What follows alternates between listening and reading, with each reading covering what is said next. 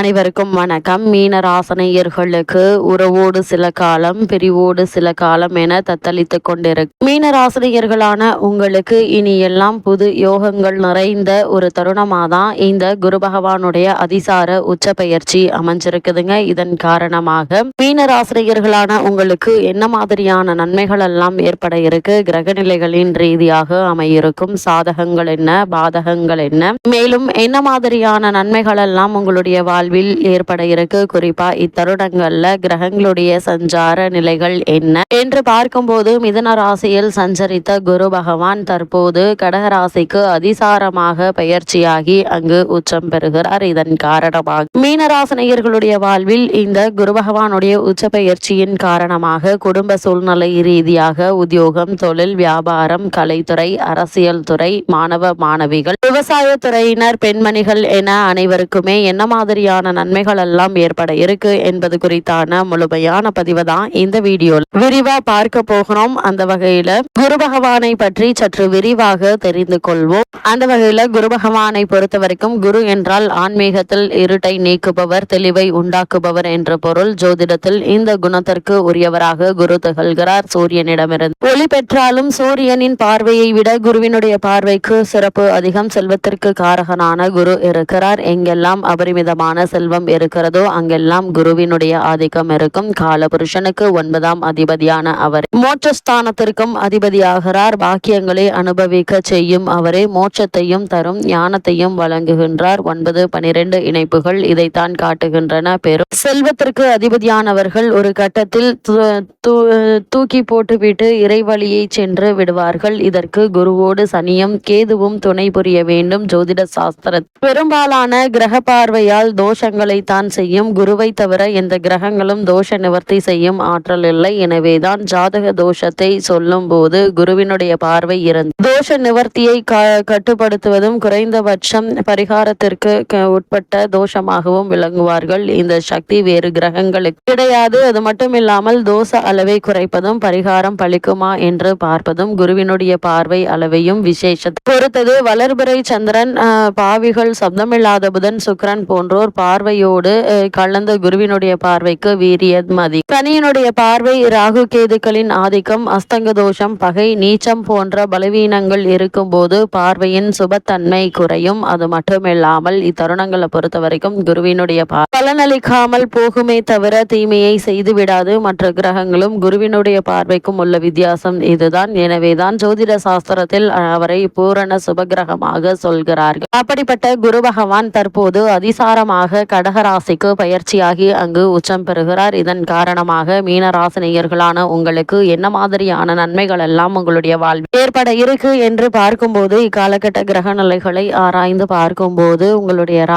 ராசிநாதன் மட்டுமல்லாம தொழில் ஸ்தானத்திற்கும் அதிபதியானவர். எனவே அவர் உச்சம் பெறும் இந்த நேரம் அற்புதமான ஒரு நேரம் என்று தாங்க சொல்ல வேண்டும். எதில் ஈடுபட்டாலும் அதில் நிச்சயம் வெற்றி கிடைக்கும் என்பதுல எந்த ஒரு சந்தேகமும் இல்லைங்க. உங்களுடைய எதிர்பார்ப்புகள் அனைத்துமே நிறைவேறக்கூடிய ஒரு தருணம் என்று தாங்க சொல்ல வேண்டும். ஒருவேளை வழக்குகள் இருந்துச்சு அப்படின்னா அந்த வழக்குகள்ல சாதகமாக முடியுங்க. வருமானம் உயர, நண்பர்கள் உங்களுக்கு வழிகாட்டியாக இருப்பாங்க. அது மட்டும் இல்லாம மீனராசினியர்களை பொறுத்தவரை குருவினுடைய பார்வை பலத்தால் உங்களுடைய ராசி புனிதம் அடைவதால் ஏழரை சனியால் ஏற்படும் சிரமங்கள் குறையுங்க. சிந்தனைகள்ல வெற்றி பிறக்க இருக்கு. உத்தியோகத்தில் உயர் பதவிகள் கிடைத்து மகிழ்ச்சி காணக்கூடிய ஒரு தருணமாகவும் இக்காலகட்டம் அமைஞ்சிருக்குதுங்க. பொது வாழ்வில் இருப்பவர்களுக்கு அதிகார அந்தஸ்து கிடைக்குங்க. கல்யாணம் போன்ற சுப காரியங்கள் நடைபெறாமல் தாமதப்படுகிறது என்று கவலைப்படுபவர்களுக்கு இப்போது நல்ல தகவல்கள் வந்து சேர இருக்கு. மங்கள ஓசை மனையில் கேட்குங்க. ஒட்டுமொத்தத்தில் தொட்ட காரியங்கள் எல்லாம் வெற்றி கிடைக்கக்கூடிய ஒரு நேரம் என்று தாங்க சொல்ல வேண்டும். குடும்ப தடைபட்டு வந்த சுப காரியங்கள் இப்போது துரிதமாக நடைபெற இருக்கு. திருமண சம்பந்தமான முயற்சிகளை மேற்கொண்டு வரும்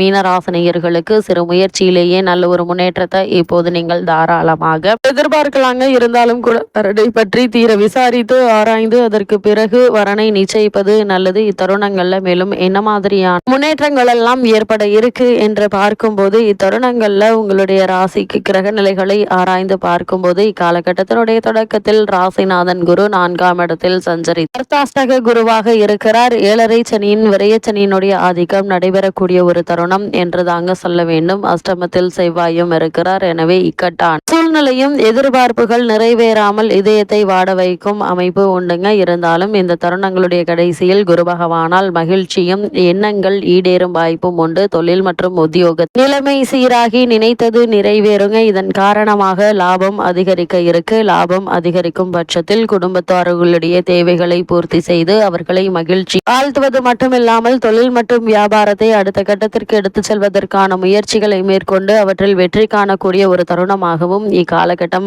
இருக்குதுங்க. உங்களுடைய முயற்சிகள் அனைத்திற்குமே ஒவ்வொன்றாக வெற்றி கிடைக்க இருக்கு. உங்களுடைய ராசிக்கு 4, 7 ஆகிய இடங்களுக்கு அதிபதியானவர் புதன். அவர் அர்த்தாஷ்டம சஞ்சரிக்கும் போது மிகுந்த நற்பலன்கள் கிடைக்குங்க. மறைந்த புதன் நிறைந்த தனலாபத்தை கொடுப்பார். எனவே தொழில் முன்னேற்றம் உண்டு. உத்தியோகத்தில் சம்பள உயர்வு கிடைக்குங்க. ஒரு சிலருக்கு வெளிநாட்டு அழைப்புகள் வந்து மனதை மகிழ்விக்குங்க. முன்பு குறைந்த விலைக்கு வாங்கி போட்ட இடம் இப்போது அதிக விலைக்கு விற்று அதன் மூலம் லாபம் கிடைக்க இருக்கு. தாயினுடைய உடல் நலம் சீராகி நல்ல ஒரு முன்னேற்றம் இப்போது நீங்கள் தாராளமாக எதிர்பார்க்கலாங்க. திரும்பி சென்ற வரன்கள் மீண்டும் வருவதற்கான வாய்ப்புகள் இருக்கு. கல்யாண முயற்சிகள் கை கூட இருக்குதுங்க. புத்திர பாக்கியத்திற்காக ஏங்கிக் கொண்டிருக்கும் மீனராசினியர்களுக்கு புத்திரபாக்கிய யோகம் கிடைக்கக்கூடிய ஒரு தருணம் என்று தாங்க சொல்ல வேண்டும். இக்காலகட்ட கிரக நிலைகளை ஆராய்ந்து பார்க்கும் போது அங்கு சுக்கிரன் நீச்சம் பெறுகிறார். உங்களுடைய ராசிக்கு 3, 8 ஆகிய இடங்களுக்கு அதிபதியானவர் சுக்கிரன். அது மட்டும் அல்ல, உங்கள் ராசிநாதன் குருவிற்கு அவர் பகை கிரகமும் ஆவாருங்க. எனவே சுக்கிரன் நீச்சம் பெறும் இந்த நேரம் நல்ல நேரம் என்று தாங்க சொல்ல வேண்டும். மண்ணை தொட்டாலும் பொன்னாகுங்க. மங்கள தகவல்கள் வீடு வர இருக்கு. புதிதாக வீடு வாங்குவது, மனை வாங்குவது, வாங்கிய மனையில் வீடு கட்டுவது, கட்டிய வீட்டை பழுது பார்ப்பது என பல முயற்சிகளை மேற்கொண்டு வரும் மீனராசினியர்களுக்கு நல்ல ஒரு முன்னேற்றம் ஏற்பட்டு உங்களுடைய சொந்த வீட்டில் குடிபெயர்வதற்கான வாய்ப்புகள் இருக்குதுங்க. தற்போது உங்களுக்கு நடைபெற்று வரும் தசாபுக்திகளின் அடிப்படையில் ஒரு சிலர் ஆடை ஆபரண சேர்க்கை உண்டு. புதிய வாகனம் வாங்குவது சம்பந்தமான முயற்சிகளை மேற்கொண்டு வரும் மீனராசினியர்களுக்கும் நல்ல ஒரு முன்னேற்றத்தை இப்போது நீங்கள் தாராளமாக எதிர்பார்க்கலாங்க. குறிப்பா இத்தருணங்கள் முழுவதுமே கும்பராசியில் சனி பகவான் வக்ர இயக்கத்திலே இருக்கிறாரு. கும்பராசியில் சஞ்சரிக்கும் சனி காலகட்டம் முழுவதும் வக்ர இயக்கத்தில் இருக்கிறாருங்க. இந்த வக்ரம் நன்மையும் தீமையும் கலந்தே